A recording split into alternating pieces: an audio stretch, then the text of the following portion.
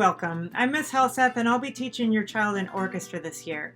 I currently teach the 7th and 8th grade orchestras at Einstein, and also I direct the orchestras at Shorewood High School. This is my 4th year in the Shoreline School District, and I've been teaching orchestra for 25 years.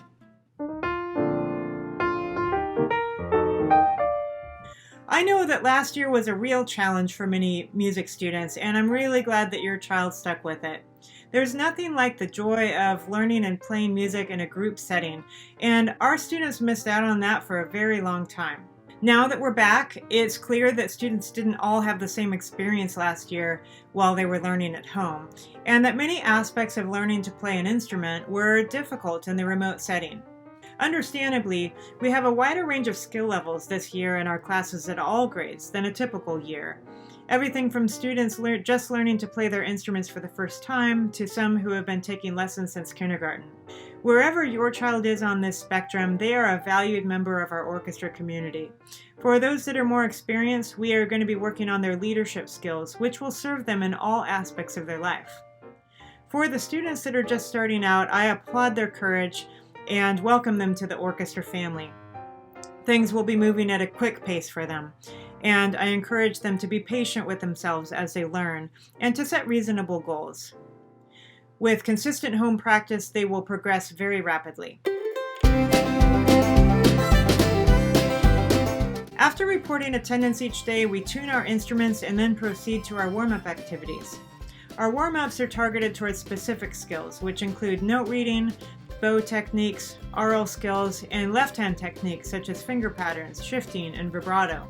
Because there are so many different components to making music on string instruments, we might spend up to half of our class time working on these fundamentals. And then the remainder of the time will be spent rehearsing our ensemble music, which combines all of these fundamental skills at the same time. At any given time, we're typically working on 3 different pieces of orchestra music.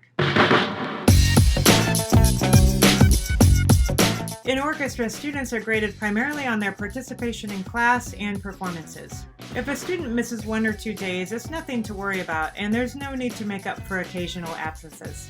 If they will be absent for a more extended period, or if they must miss a concert, they should contact me and we will determine a suitable project to make up for their absence. There will be occasional assignments to submit to Canvas, which will include journal entries and video playing assessments.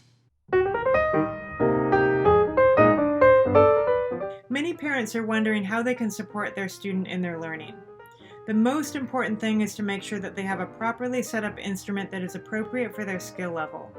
Even if your child is a beginner, please rent or purchase your child's instrument from a reputable music store or violin shop. While it is sometimes possible to find an instrument that will work secondhand, the online instrument market is flooded with instruments that are not set up properly, and this can lead to a great deal of frustration as students try to learn to play on an instrument that doesn't work well.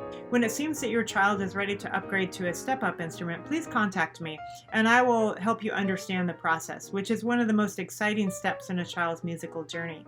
To keep your child's instrument working and sounding its best, please maintain it by replacing the strings and rehairing or replacing the bow when needed.